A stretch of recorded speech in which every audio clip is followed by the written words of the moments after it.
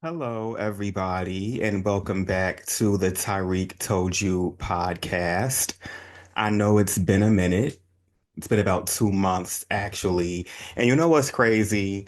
Every single week, I would get a message or a comment like, Tyreek, where's the podcast? Tyreek, when's the next episode? Podcast, podcast, podcast. Well, it's back. It's back. I took a little break. It wasn't a planned break, but it happened.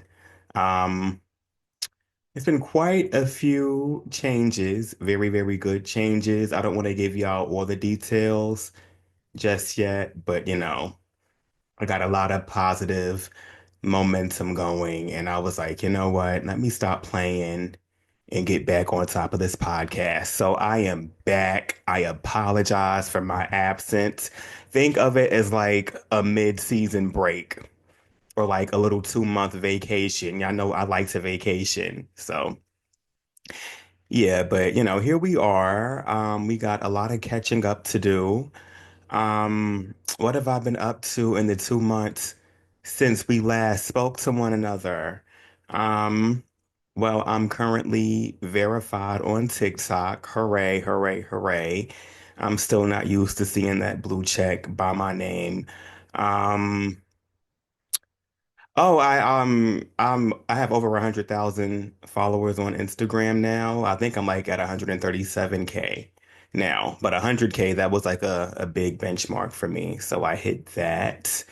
I was featured in Crunchyroll, and for those of you who don't know, Crunchyroll is a huge, huge anime publication.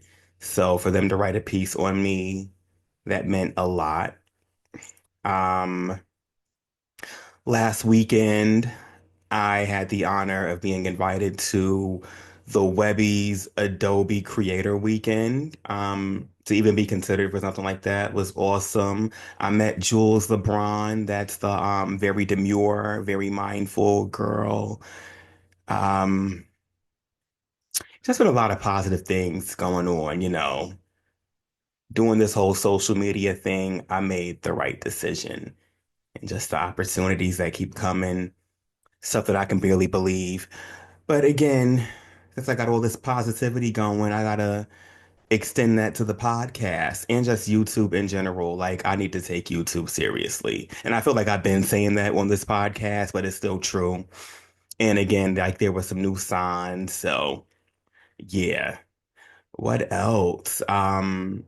I'm meeting other TikTokers in person now. I've been hanging out with Sade from Sade in the City. Yeah, Sade in the City. Murda from TikTok, just being like the TikTok New Yorkers or whatever. So that's fun. Oh, I'm also hosting a meet and greet. Let me get the details for that. 1 second. So yeah, I've partnered with Privy, and I will be hosting a meet and greet at their ice cream glory hole. You heard me correctly. It's an ice cream glory hole. But I'll be there from June 3rd to June 4th, from 6 p.m. to 8 p.m. at 279 Broome Street, right here in New York City. So, the tickets are only $15. You can purchase a ticket at privy.vip. That's privy.vip. So, you pay your $15. You can meet me. You can suck on some ice cream from behind a glory hole. And, if that sounds like a good time to you, then come out and let's have us a good time. I also want to give a shout out to Duran Bernard. He invited me to one of his live shows last week, or was it this week? It was last week, but it was such a good time. That man is a performer. He's still on tour. If you have a chance to go get some tickets, go get them. You will not regret it. His new album, Bloom, is amazing. I can't stop listening to it. And seeing it live is even better. So thank you so much, Duran. I've been a fan of his. since I was in high school, like from the YouTube days. So to see how far he's come, super inspiring. And part of the reason why I came back to this damn podcast. You don't waste all that inspiration. That's God sending you signs. Don't ignore the signs. I asked for the signs, and he been sending the signs, and like I was ignoring them, but I stopped ignoring them. I'm paying attention to the signs. That might be the name of this episode. Pay attention to the signs, or welcome back. Maybe welcome back slash pay attention to the signs. I love when songs have two titles. This is going to be a two-titled podcast episode. Ah. So normally when I do these, I like have notes of what I want to do for the episode. I did not make notes for this one. I'm kind of just freestyling it. But I normally just come and talk to y'all about whatever is on my mind for that week or what I've been obsessing over for the week. And this week, my whole life is being consumed by the Diddy trial. So let's talk about it. First off, I'm really, really upset with people acting like this is some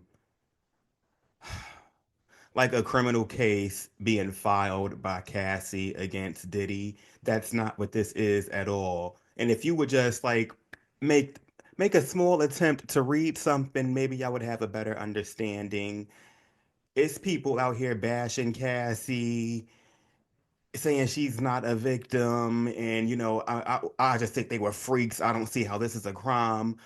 Like, ma'am, or sir, whoever, Diddy is being charged Diddy is being charged with a sex trafficking RICO. Cassie is merely a witness, one of many. Okay, I'm guessing she's going so early because she's 8 months pregnant. And, she's going to have a baby any moment now. So I guess they just want to get her out of the way. But, if we all know what's going on, that just helps tremendously. Now, aside from that, we are learning some shocking details about both Diddy and Cassie. This is going to be like the trial of the decade. It's also interesting because on day one of the trial, Diddy's defense team, they went above and beyond to emphasize the fact that this is not a domestic violence case. This is not a sexual assault case. This is something different because the feds essentially have to prove that Diddy was had this whole racket going on. So, and most of the witness testimony, Cassie's in particular, is likely to deal with SA and DV. So I guess they just want to make sure that the jurors know what they're supposed to be paying attention to. But the fact that they made that point means they know it's some serious shit coming because we are dealing with some borderline sexual deviancy. Is deviancy a word? Deviance. Yeah, sexual deviance. We are dealing with male escorts, insane amounts of lubrication, just a lot. And I saw a TikTok earlier today. This guy brought up a point that I didn't consider. They get their escorts from like Backpage and Craigslist and stuff. I always thought that rich and like high class people, they had like special exclusive sites that they got their good times from. Why are you on Backpage? That's for like everyday ice road truckers and the damn high school janitor. That's where they get their prostitutes from. Why are y'all on there? Why the hell is Diddy and Cassie on Mega Personals? I don't know. I guess that's just what Diddy likes. Where do you guys get your escorts from? Let me know. They got Diddy in court with his whole family. The sons are supporting him. A lot of people are side-eyeing Quincy for his unwavering support of Diddy because Quincy's real father is Albie Shore, and there's rumors that Diddy tried to have Albie Shore killed. So it's like, why are you supporting the man who tried to kill your real daddy? I guess because you were raised by Diddy, you probably have more of a connection to him. But still, it looks weird. Also, like the two daughters were in there the first 2 days, and we are learning some very, very explicit details about Diddy's sex life. I wouldn't want to hear none of my parents talking like that or being spoken of that way. So yeah, I feel like them daughters, they probably should have stayed home. I wonder how this case is going to affect the dating lives of Diddy's kids, his sons specifically. Because realistically, like they rich, they got clout. I'm sure they probably won't have no problem dating. But for the female, but for the women who do date them, like, is it ever going to be like in the back of your mind, like, I wonder how much you picked up from your daddy. Like, I wonder what type of traits you may have got. Are you into the same stuff he's into? Because what if I'm not into that? You don't want to, mm, like, do the freak offs run in the family? And if you're into that and you consent, then by all means, go freak it up. But mm, I don't know, maybe I'm overthinking stuff. Diddy had Cassie swimming in hot baby oil and Astroglide. For some reason, he wanted it to be warm. And I don't remember seeing if they specified how they went about heating all this oil. Like, do you put it in the microwave? Is that safe? Or do you like just do a stovetop type of thing? Squirt that oil into a pan or a pot, and I guess just let it simmer. Hmm. Also, is hot oil safe for the skin? It's like a hot oil treatment for the whole body. Poor Cassie. I'm also curious for the escorts, like, are they still escorts? Have they retired? Have they moved on? Did they find their pretty woman moment? I know one of them is like married or was married because Cassie mentioned that his wife came with Kim, Cassie, and Diddy to a sex club or something. So look, I don't know what they into. But like what's the shelf life of a male escort? Like realistically, how many years can you get out of it? Because I know male strippers, they be stripping well into their 40s and 50s. They do not retire and they don't get shamed for it. Male strippers in their 40s need to get shamed the same way female strippers do. Also, imagine you just out here slinging dick to survive, and then 10 years later, you caught up in a fucking federal RICO on the stand in front of the whole world talking about how you used to do all this with this person watching in the corner and you would ejaculate in this person, then she'd go and rub it on somebody else's nipples. Like that's too much. And then Diddy was beating Cassie up every other day. She was always bruised up and battered and scarred and still doing these freak offs. So like for the escorts, when you come in there and you see you got to run a train on this girl with two black eyes and a busted lip. You don't think that's weird? I mean, you a sex worker, I guess. When you in them underground back alley industries, that's what comes with it. Y'all better be careful, all you sex workers out there, because that shit is dangerous. You just trying to make you a little bit of money, and next thing you know, you caught up in some demented, dark-sided, ungodly BS. Stay about them hotel rooms. I'm really just rambling and bouncing around with this whole Diddy thing because we're 4 days into it. I think that I'm going to do maybe some daily updates on YouTube and just post those. And then every week we can come back to the podcast and have a more robust discussion.